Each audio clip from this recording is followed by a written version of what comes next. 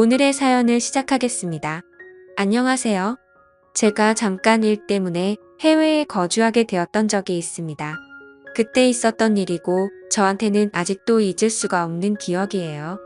제가 예전에 다녔던 회사는 규모가 그렇게 크지 않은 중소기업이었습니다. 그런데 회사에 문제가 조금 있던 회사였던 거예요. 저는 그런 것도 모르고 그냥 다니고 있었습니다. 어느 날 평소처럼 출근했는데 회사 문은 잠겨 있고 수많은 사람들이 저를 찾아와서 사장 어딨냐고 하면서 제 멱살 잡이까지 하는 겁니다. 알고 보니 사장은 투자금 명목으로 사람들한테 돈을 뜯어내다가 그 돈을 들고 해외로 날라버린 상태였어요. 뭐 다들 그렇겠지만 그렇게 예상치도 못하고 저는 실업자 신세가 되고 말았습니다. 회사가 월급도 많은 편이 아니었는데 심지어 투자자들이 투자금 뺏긴 것 마냥 저도 제 월급이 몇 달치가 밀려 있었거든요. 실업자가 된 것도 서러운데 돈까지 떼이고 이 얼굴 한번 본 적도 없는 투자자라는 사람들한테는 멱살 잡히고 욕까지 먹으니 정말 그 서러움이 어디 비할 곳이 없었어요. 제가 다녔던 회사가 이력서에 엄청난 경력이 되는 것도 아니고 그렇다고 제 스펙이 제가 원할 때 아무 때나 취업을 할 수 있고 회사를 골라서 들어갈 정도로 좋았던 게 아니었기 때문에 다시 취직을 하려 해도 참 난감하더군요. 평소처럼 구인 광고 사이트를 돌아다니면서 이 회사 저 회사 둘러보고 있었는데 미국에 있는 한 회사에서 올려놓은 구인 광고를 보게 되었습니다. 영어를 할 줄 모르니 여태 해외에 있는 회사는 관심도 가져본 적 없는데 그날따라 호기심 때문에 눌러보게 되었어요. 그런데 입사하면 초봉이 3천만 원 후반대더군요. 눈이 돌아가는 X였습니다. 그때는 뭐 아무것도 모르니 비교할 수 있던 건 제가 먼저 다니던 회사밖에 없었어요. 둘 다 경력 없이 들어가는 회사인데 제가 다닌 회사가 주는 월급의 2배 정도를 주는 거였어요. 당연히 관심이 생기더라고요. 취업 조건의 영주권은 경우에 따라 도와줄 수 있고 독신자를 위한 전용 숙소도 마련이 되어 있다고 합니다. 결혼한 사람이라면 숙소는 마련해주지 못하지만 집세를 얼마 도와준다는 말도 적혀 있었어요. 이보다 더 좋은 조건이 어디 있겠나 싶었습니다. 그땐 진짜 아무것도 몰랐거든요. 그게 절대 좋은 조건이 아니라는 걸요. 영주권은 과정에 필요한 모든 비용을 제가 내야 돼서 배보다 배꼽이 더 컸고 그 당시 한국 연봉에 비해 2배나 되는 금액이었지만 사실 미국에서는 최저시급이나 마찬가지였어요. 돈을 모을 수는 있었지만 정말 아끼고 또 아껴야만 했습니다. 아무튼 미국 가는데 준비했던 과정이나 이런 이야기들은 중요한 게 아니니 생략하겠습니다. 결국 제 스스로 미국에 갔다는 사실이 중요한 거죠. 그렇게 제 돈 주고 비행기표까지 사서 미국으로 떠났고 취직 준비하면서 계속 연락을 나누던 부장이라는 사람을 공항에서 만나게 되었습니다. 차 안에서 이런저런 이야기를 하는데 제일 궁금했던 게 저는 영어를 한마디도 못하는데 미국에 취업을 할 수가 있느냐 물었고 그 부장이라는 사람은 같은 나라 사람끼리 좋은 게 좋은 거 아니겠냐고 하면서 이 직장이 평생 직장을 해도 될 정도로 좋은 곳이라고 하면서 저에게 잘 왔다고 하더라고요. 사장님도 한국 분이시고 한국인들이 운영하는 회사니 어려울 거 없을 거라고 하면서요. 지금 생각해보면 다 한통속이라서 치가 떨리긴 하지만 결과적으로는 미국에서 그 여자를 만나게 되었으니 좋은 점도 안 좋은 점도 둘 다 있었던 것 같습니다. 저렇게 사람 좋은 척하는 건 대표가 도망간 전에 다니던 회사에서도 비슷하게 들었던 말이기 때문에 하나도 믿지도 않았어요. 하지만 어쨌든 저는 당장 돈도 필요하고 이미 바다 건너 미국까지 왔으니 무슨 일이든 열심히 해봐야겠다는 생각이었어요. 숙소도 제공해주고 하는데 한 3년만 고생하면 1억 근처는 모으지 않겠나 하는 생각으로 열심히 해보기로 했습니다. 물론 당했던 게 있어서 그 말을 100% 믿고 있던 건 아니지만 저금이 어느 정도 있으면 좋겠다라는 생각을 한 적이 있었어요. 그래서 그런지 숙소까지 제공해주겠다. 정말 식비 제외하고는 따로 돈 드릴 도 없을 것 같은데 23년만 나주거수하고 거기서 돈이나 열심히 모아오면 1억 정도는 모아오겠지라는 생각에 열심히 해보기로 했습니다. 첫날 출근을 했는데 뭐 그래도 나름 사무실도 갖춰놓고 제대로 된 회사인 것 같더라고요. 직원들 전부가 다 미국에 거주하는 교민들처럼 보였고 부장이라는 사람이 말한 대로 저 말고도 다른 몇몇은 영어를 전혀 할 줄 모르는 사람들이 있었습니다. 그런데 그중 한 명이 격리 일을 하고 있는 여자였어요. 저보다 살짝 나이가 많아 보이긴 했는데 그렇다고 엄청 많은 게 아니고 제 또래 정도 돼 보였습니다. 그런데 또 우스운 것이 그 작은 집단에서도 편가르기를 하겠다고 그 회사 안에서도 영어를 할 줄 아는 사람들과 못하는 사람들끼리 파벌이 나누어진 상태더라고요.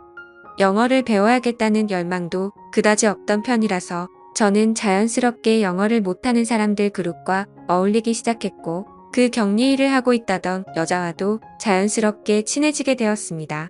그때 대화를 주고받으며 그녀가 저보다 4살이 많은 36살 여자라는 걸 알게 되었습니다.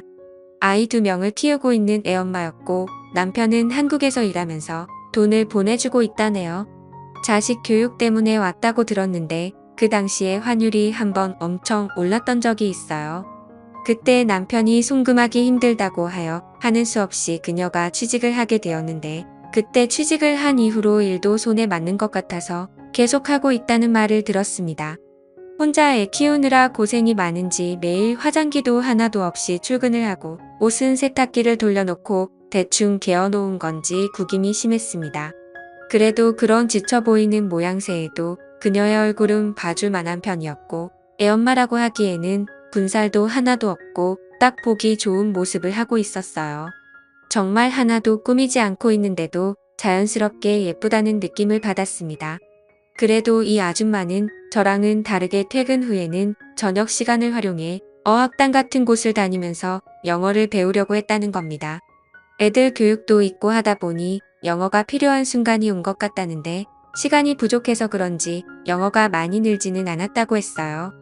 그래도 점이 있다고 생활에 필요한 영어 정도는 할 줄 아는 것 같았습니다. 아예 남 놓고 ABCD도 몰랐던 저보다 훨씬 잘했기 때문에 그녀가 저를 많이 도와주고는 했습니다. 아무튼 저는 일을 시작한 첫 달 동안 독신 사숙소에 같이 사는 직원과도 많이 친해져서 여기저기 놀러 다녔습니다. 그런데 놀라운 건 미국에 기러기 생활하는 아줌마들이 생각보다 엄청 많았다는 거고 그 기러기 생활하는 아줌마들이 엄청나게 쉬었다는 거예요. 그 시간에 회사 나와서 일을 하고 있는 그녀가 특이한 케이스이고 보통은 남편이 벌어다 주는 돈으로 아침에 애들 학교 보내놓고 그때까지 할 게 없어서 일상이 따분해하면 안 될 짓들을 하는 사람들이 대다수였지요. 그러다 보니 솔직히 기러기 엄마들 상대하는 게 엄청 쉬웠습니다. 애 엄마들이라고 해서 다들 아줌마들이 아니고 저보다 어린 여자들도 많이 있었어요. 남편이 한국에서 벌어다 주는 돈으로 저 같은 놈들한테 쓰고 있다는 게 참 애석했고 지금 생각해보면 제가 정말 남의 가정에다가 몹쓸 짓을 했다는 걸 인정하지만 그때는 남의 집 사정까지 봐줄 제가 아니었습니다. 정말 손가락으로 셀 수도 없을 만큼 많은 사람을 만났어요. 아무튼 기러기 엄마라고 다 그런 사람들만 보다가 그녀를 보니 참 그녀가 깨어있는 사람처럼 보였습니다. 한국에서도 원래 비슷한 일을 했어서 어려울 게 없다면서 낮에는 일하고 밤에는 공부하고 참 멋진 사람이었지요. 덜 꾸며서 그렇지 제가 만나던 다른 기러기 아줌마들보다 내면도 외면도 훨씬 아름다운 사람이었습니다. 그래서 언젠가부터 저도 모르게 그녀에게 호감을 갖기 시작했습니다. 그러던 어느 날이었습니다. 그녀가 저에게 혹시 손재주가 좋으냐고 물어보더라고요. 무슨 일인가 물어보니 집에 싱크대가 막혔는데 혹시 손재주가 좋으면 부탁 좀 하고 싶다고 하더라고요. 업체를 부르면 되지 않냐고 했더니 미국은 또 그런 업체의 사람을 부르는 게 엄청 비싸다고 하네요. 그래서 부담스럽다고 알아보니까 할 줄 아는 사람들은 사람을 안 부르고 한다던데 해서 혹시 제가 할 줄 아는지 물어본 거라네요. 저도 나름 오랜 자취 경력이 있는 데다가 군대에 있을 때 작업이라면 1순위로 호출될 정도로 손재주가 좋았기 때문에 알겠다고 하고 퇴근하고 그녀와 함께 그녀의 집으로 향했습니다. 처음에는 정말 100원까지 건드려야 하나 싶어서 그냥 뚜러뻥 가지고 어떻게 해보려고 쑤셔봤는데 하수구 물이 막힌 배수관을 타고 역류를 해버렸어요. 시꺼먼 물이 마구 치솟아 올라오는데 그 비릿하고 썩은 욕한 내가 아직도 잊혀지지가 않네요. 아래를 열어서 보니 파이프가 분리하기 쉽게 되어 있어서 파이프를 떼서 막힌 안쪽을 뚫으니 생각보다 쉽게 끝나버렸어요. 튀김을 하고 기름을 그냥 배수구에 부어버린 게 문제가 된 것 같더라고요. 그래도 일이 쉽게 해결돼서 다행이었습니다. 아무튼 작업을 하다가 더러운 물이 몸에 튀고 있기 때문에 그대로 집에 돌아가기는 조금 그렇더라고요. 그래서 그녀한테 미안하지만 씻고 갈 수 있겠냐고 물어봤습니다. 그녀도 당연히 그렇게 하라면서 흔쾌히 허락을 해줬고요. 저녁을 준비해 줄 테니 아예 식사까지 하고 가라고 저를 배려해 주더라고요. 샤워를 하고 있는데 문득 애들이 같이 있기는 하지만 남편 없이 여자 혼자 지내는 집에서 씻고 있다는 생각을 하니까 기분이 조금 묘해졌습니다. 여태껏 동네에 있는 다른 기러기 엄마들을 상대할 때랑은 전혀 다른 기분이었어요. 다른 기러기 엄마들을 만날 때는 서로가 같은 목적을 가지고 만난 것인데 이 여자는 다른 이유 때문에 저를 집에 불렀던 거잖아요. 저도 그때쯤 그냥 하루만 만나는 짧은 인연이 필요한 게 아니라 정신적으로 공감대를 공유하는 그런 연애에 목이 마르던 시기였거든요. 연애한 지도 오래되기도 했었고 말이죠. 애초에 그녀에게 호감도 가지고 있었고 저도 에라 모르겠다 하는 심정으로 한번 그녀에게 작업을 걸어보기로 했습니다. 그래서 일부러 씻으면서 티셔츠를 비누로 같이 세탁을 해버렸어요. 음식물이 묻어서 그랬다고 대충 둘러대면 되었으니까요. 제가 다른 건 몰라도 팔뚝 하나만큼은 자신이 있어서 그걸 보여줘 보려는 생각이었습니다. 다른 건 몰라도 일단 기러기 아줌마들의 특징이 남편과 떨어져 지내면서 많이 외로움을 타는 습성을 알고 있기 때문이었지요. 아무튼 그렇게 나오니까 식탁에는 식사가 다 차려져 있었어요. 마주 앉아 저녁을 먹는데 제가 예상한 대로 그녀의 시선이 제 팔뚝에 힐끔힐끔 꽂히는 게 느껴졌습니다. 사실 그녀도 아닌 척은 하고 있지만 오래 혼자 지냈고 그 기간이 힘들었다는 사실을 알 수 있었어요. 업자를 부르면 비용이 비싼 건 인정하지만 굳이 다른 사람이 아니라 저를 부른 이유도 대충 이유를 알겠더군요. 아무튼 아줌마 혼자 애 키우면서 살아가다 보니 지치기도 했고 응당 남편이 해줘야 할 집안일을 대신 도와주는 제가 생겼으니 그런 것도 좋았나 봅니다. 틈만 나면 저한테 사소한 것 도와달라고 해놓고는 저녁 먹고 가라는 게 일이었습니다. 처음에야 100원 뚫어주는 게 큰일이긴 하지만 이후에는 전구 좀 갈아달라부터 TV가 안 나온다고 해서 가보니 코드가 안 꽂혀 있을 때도 있었고 리모컨에 건전지도 안 끼고 뭐가 안 된다고 하는 일도 있었어요. 아예 나중에는 도와달라고 할 만한 게 없으니 독신자 숙소에서 밥을 챙겨 먹어봐야 얼마나 잘 챙겨 먹겠냐고 하면서 밥 한 그릇만 더 뜨면 되니까 시간 되면 아예 집에서 저녁을 먹고 돌아가라고까지 하더라고요. 그러던 어느 날이었는데 그녀가 이번에도 저보고 저녁을 먹으러 오라는 겁니다. 그런데 평소랑은 약간 달랐어요. 제 눈을 도무지 마주치지 못하더라고요. 그러면서 굳이 그녀의 아이들이 학교에서 2박 3일간 캠프를 가게 되었다며 혼자 밥 먹기 그래서 그런데 같이 먹을 사람이 있으면 좋겠다고 하더라고요. 저도 눈치가 아예 없는 사람은 아닌지라 그녀가 무슨 말을 하는지 단번에 눈치를 챘습니다. 여자가 먼저 그렇게 저에게 신호를 보내줬는데 눈치를 못 채주면 예의가 아니라고 생각했습니다. 그래서 그날은 그녀의 집에 출발하기 전에 아끼는 향수도 구석구석 뿌리고 출발했습니다. 아니나 다를까 그녀가 차려놓은 식탁은 평소에 차려주던 밥과 밑반찬이 아니고 차림에 제법 신경을 썼더라고요. 테이블 한가운데는 와인도 한 병 준비가 되어 있었습니다. 저도 그녀를 가정이 있는 사람이기 이전에 회사에서는 의지가 되는 직장 동료이고 제가 쉽게 생각하고 하루살이 인연을 보내고 있는 다른 여자들과는 다르게 한 명의 이성으로서 접근했던 여자였기에 저도 긴장이 다 되더라고요. 그녀는 당연히 이런 식의 만남이 처음이었는지 말도 제대로 못하고 벌벌 떨고 있는 게 눈에 보였고요. 술이 한두 잔 들어가면 분위기가 타오를 줄 알았는데 그게 아니었네요. 그녀가 생각보다 술이 많이 약했던 거예요. 술이 입에 들어가니 그녀가 그동안에는 한 번도 내색하지 않고 해준 적 없는 이야기를 해왔습니다. 자식들 때문에 미국에 와 있기는 하지만 자기는 다른 여자들처럼 형편이 넉넉하지가 않다고요. 남편도 돈을 그렇게 잘 버는 편이 아니라서 사실 지금도 남편이 보내주는 돈에 자기가 일을 해서 번 돈까지 다 합쳐야 생활비가 충당이 된다고 하는 겁니다. 퇴근할 때까지 옆집 노부부가 애를 봐주고 있는데 그 돈을 주는 것만 해도 허리가 휠 지경이라고 하면서 신세한탄을 하기 시작했어요. 너무 힘들어서 다 포기하고 한국으로 돌아가고 싶은데 아이들이 영어 한마디 하는 거 들을 때마다 그걸 보고 참고 살고 있다고. 그런데 요즘 들어서 너무 힘들다고 하면서 울먹이기 시작하더라고요. 눈물을 펑펑 흘리며 울고 있는 그녀를 보니 마음이 안쓰러워서 그녀의 옆으로 가서 그녀를 달래줬습니다.